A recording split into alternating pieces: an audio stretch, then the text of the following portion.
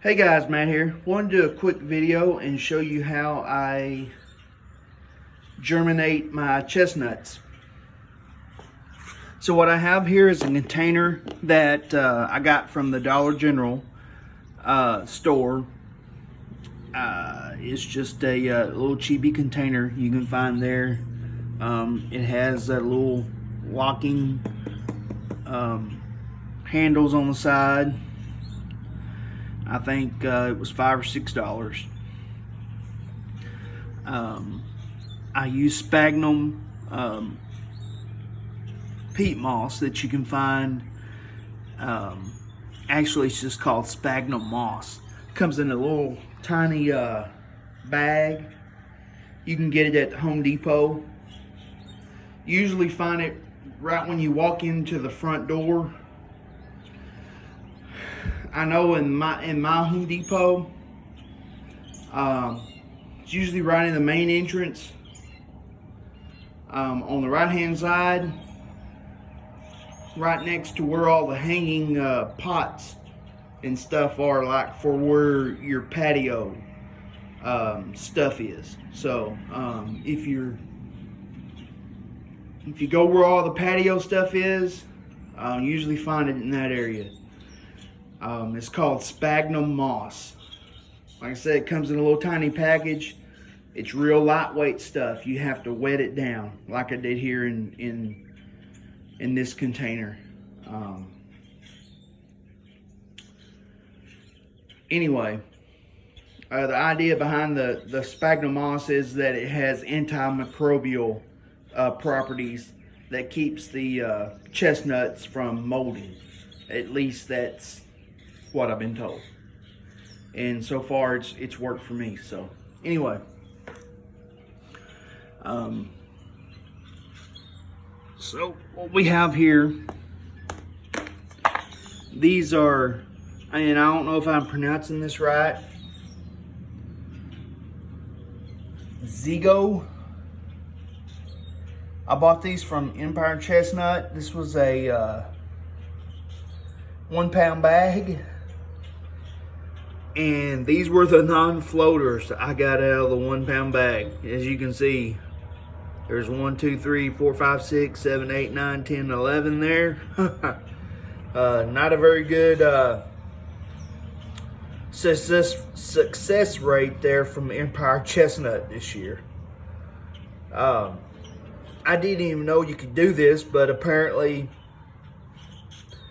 there's a few variety of trees that Empire has there, and you can request when you order nuts from them that they pick up nuts from a few of their trees, and this is one of the trees that they have that they can pick up from for you, and they will send you nuts from that particular tree. Another one that I got is a Lubal's Monster. I got a pound of nuts from them as well. So anyway, these were the non-floaters that come out of that bag, that pound bag. So I threw away a lot more than I ended up keeping. So what I do is I wet the sphagnum moss, and then I wring it out. I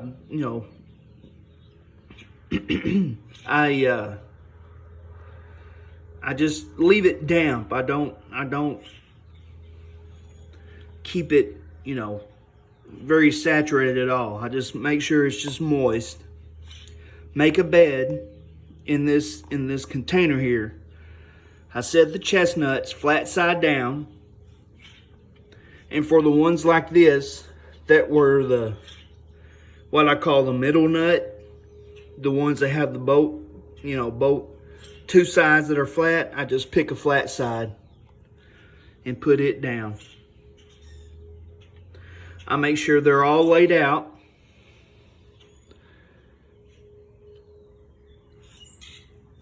And then I'll take another layer of moss, wring it out, and I'll cover these.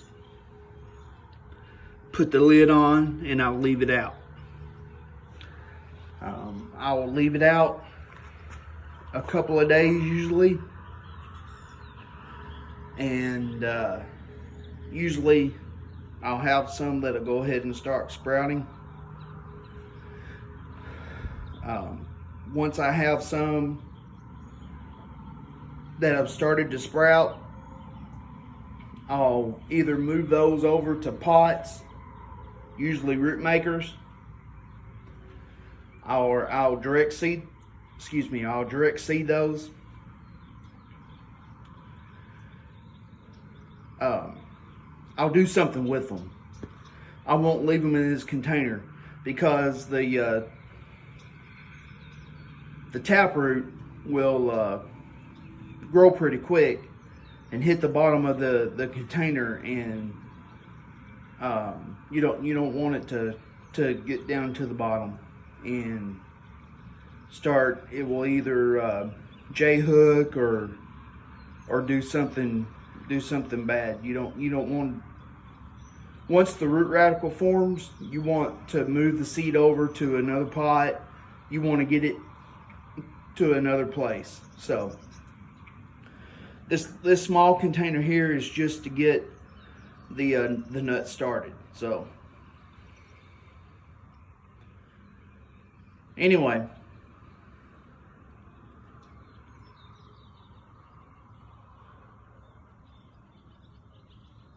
I hope this helps some of you guys that are having issues with some of the chestnuts getting moldy. I know I was having issues with getting them started and having mold issues before I started doing it this way. So maybe that helps some of you guys. Appreciate it.